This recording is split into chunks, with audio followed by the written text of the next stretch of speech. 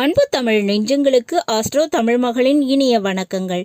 இன்றைய பதிவில் ஒரு விதை விதைத்தால் 2 மரங்களாக அது வளரும்.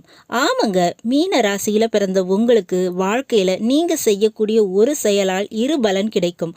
ஒரு முயற்சியில் 2 தடவை வெற்றி கிடைக்குங்க. அது என்ன என்பதனை இந்த பதிவினை முழுமையாக பார்த்தாலே உங்களுக்கு தெரிய வரும், புரிய வரும். பதிவினை முழுமையாக பாருங்க.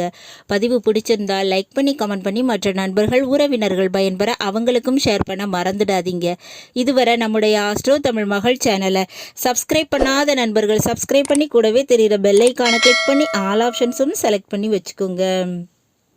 மீன ராசியில் பிறந்த நண்பர்களே, எப்போதுமே உங்களுடைய ராசி அதிபதி குரு பகவானாக இருப்பதால் சுத்தம், ஒழுக்கம், கௌரவம் என அனைத்துக்குமே நீங்கள் முக்கியத்துவம் கொடுக்கக்கூடியவங்களா இருக்கீங்க.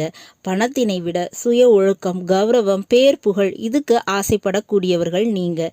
உறவுகளோடு பாசத்தோடு ஒன்றி இருப்பதைத்தான் நீங்கள் விரும்புவீங்க.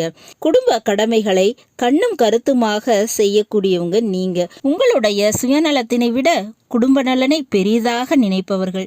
எவ்வளவு கஷ்டப்பட்டாலும் அதை வெளிப்படுத்த மாட்டீங்க. அப்படிப்பட்ட உங்களுக்கு காலமும் கிரகமும் ஏன் தெய்வமும் சாதகமாக இருக்க வேண்டும் என்றால் வாழ்க்கையில் ஒரே ஒரு விஷயங்க. உங்கள் காதல், திருமண வாழ்க்கை, குழந்தை பாக்கியம், வண்டி வாகனம் இவையெல்லாம் உங்களுக்கு சிறப்பாக அமையணும். அப்படி இருந்தால் அது நல்லது. அதில் ஏதாவது ஒன்றில் கூட ஏதேனும் பிரச்சனை இருந்துச்சு அப்படின்னா அதுக்கு என்ன பண்ணலாம்னு கேட்டால், உங்களுடைய மீன ராசியை பொறுத்தவரை 3ஆம் வீடான ரிஷபராசிக்கும் 8ஆம் வீடான துளாராசிக்கும் அதிபதியாக இருக்கக்கூடியவர் சுக்கிர பகவான்க. உலகத்தில் உள்ள சுகபோகங்களை அள்ளி கொடுக்கக்கூடிய ஒரு கிரகம். 3க்கும் 8க்கும் உரியவர். மேலும் அவர் உங்க ராசியில தான் உச்சமடைகிறாருங்க. அப்படிப்பட்ட சுக்கிர பகவானை நீங்க முறையாக வழிபாடு செய்தால் காதல், திருமணம், குழந்தை பாக்கியம் மற்றும் வண்டி வாகனம் இவை எல்லாமே சிறப்பாக அமைஞ்சிடுங்க. அப்படிப்பட்ட இந்த சுக்கிர பகவானை இந்த ஒரே ஒரு கிரக வழிபாட்டினை சரியாக பண்ணணும்னா 2 பலன் கிடைக்குங்க. சரி, அதை எப்படித்தான் பண்றது? முதல்ல வெள்ளிக்கிழமை அன்று சுக்கிர ஓரை, அதாவது காலையில் 6 to 7 அல்லது மதியம் 1 to 2, இரவு 8 to 9 இதைத்தான் நாம் சுக்கிர ஓரை அப்படின்னு சொல்கிறோம். இந்த நேரத்தில் வெள்ளை மொச்சையை சமைத்து நவகிரகத்தில் உள்ள சுக்கிர பகவானுக்கு படைத்து வழிபாடு பண்ணணும்.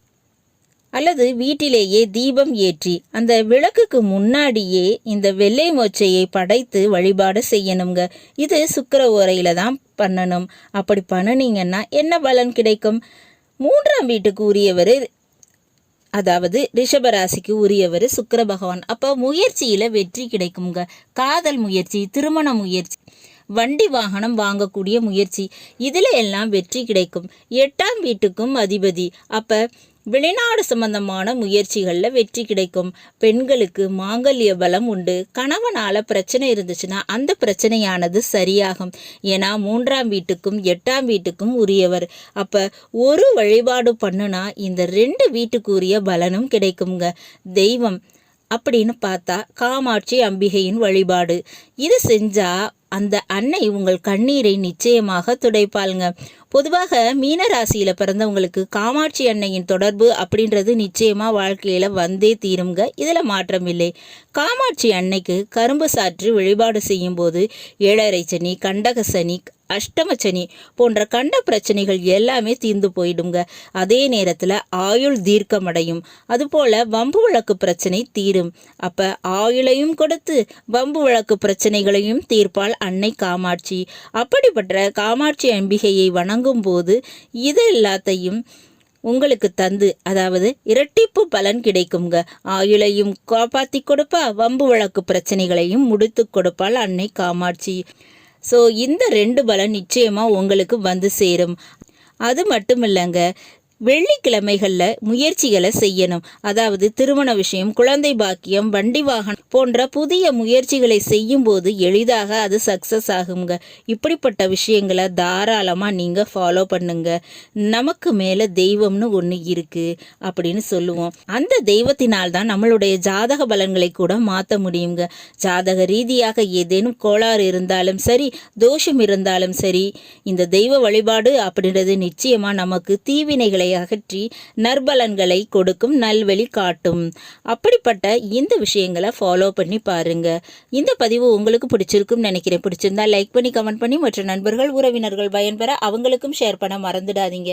இதுவரை நம்முடைய ஆஸ்ட்ரோ தமிழ் மகள் சேனலை சப்ஸ்கிரைப் பண்ணாத நண்பர்கள் சப்ஸ்கிரைப் பண்ணி கூடவே தெரியுற பெல் ஐக்கானை கிளிக் பண்ணி ஆல் ஆப்ஷன்ஸும் செலக்ட் பண்ணி வச்சுக்கோங்க.